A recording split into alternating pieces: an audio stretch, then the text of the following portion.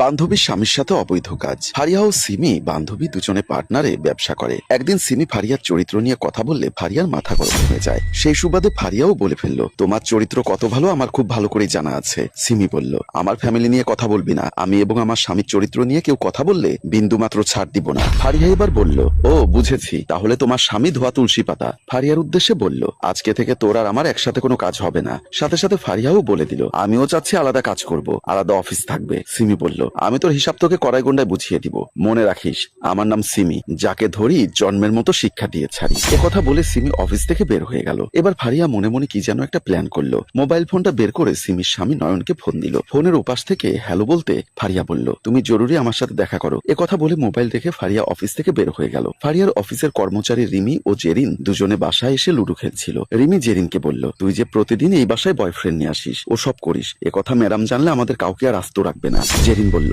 কোনোদিনও জানবে না যদি আপনি না বলেন, এতদিন একসাথে মিলেমিশে কাজ করি। রিমি বলল, না না, আমি বলতে যাব কেন, এমনি মজা করছি। তাদের দুজনের মধ্যে অনেক মিল, দুজনে ফারিয়ার কাছে চাকরি করে। এই বাসাটাতে ফারিয়া তাদের থাকতে দিয়েছে। ঠিক এ সময় কে যেন কলিং বেল টিপছে।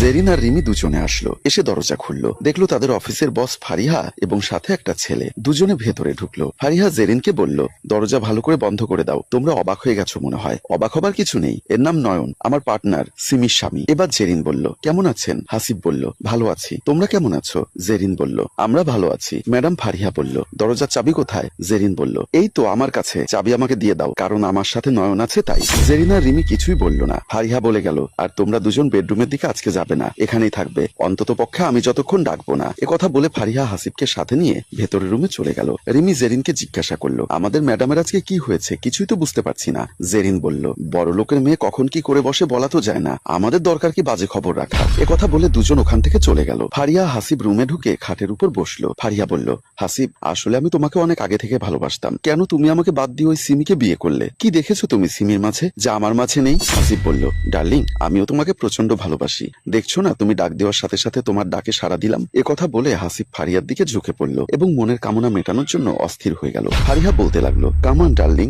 কাছে এসো। এ কথা বলতে বলতে ফারিহা হাসিবের শার্টের বোতাম খুলে ফেললো। এবার দুজনে মিলে একাকার হয়ে যাবার সময় হুট করে ফারিহা ধাক্কা মেরে হাসিবকে ফেলে দিল। বলল, ছি ছি, তোমাকে কি বিশ্রী গন্ধ, আগে ওয়াশরুম থেকে ফ্রেশ হয়ে এসো, তারপর সব হবে। হাসিব আর কিছু বলল না, বাথরুমের দিকে চলে গেল। এবার ফারিহা উঠে ওয়াশরুমের দরজার সিটকানি লক করে দিল। এই সুযোগে মোবাইলটা বের করে ফোন করলো সিমির কাছে। বলল, তোর স্বামী কোথায়? সিমি বলল, আমার স্বামী অফিসে। ফারিহা বলল, জি না, তোমার স্বামী আমার সঙ্গে রঙ্গলীলায় মেতে আছে। সিমি বলল, দেখ ফারিয়া, তোর সাথে দ্বন্দ্ব আমার সাথে, তাই বলে আমার স্বামীর নামে আজে বাজে কথা বললে আমি কিন্তু মেনে নেব না। ফারিহা বলল, ওলে বাবালে, তাহলে তোমার নিজের চোখে এসে দেখে যাও আমার বাসায়। সিমি বলল, ফোন রাখ, আমি এখন আসছি। এ কথা বলে ফোন রেখে দিল। একটু পরে সিমি আসলো। ফারিহার বাসার কলিং বেল টিপতে দরজা খুলে দিল। ফারিহা বলল, ওয়েলকাম ওয়েলকাম, সুস্বাগতম। সত্যি তোর গায়ে তো দেখছি আমার স্বামীর শার্ট। এবার ফারিহা হাসতে হাসতে বলল, যে মহিলা নিজের স্বামীকে ধরে রাখতে পারে না, সে আবার আমার সাথে পাঙ্গা লড়ে। সিমির মাথা ঘুরে উঠলো।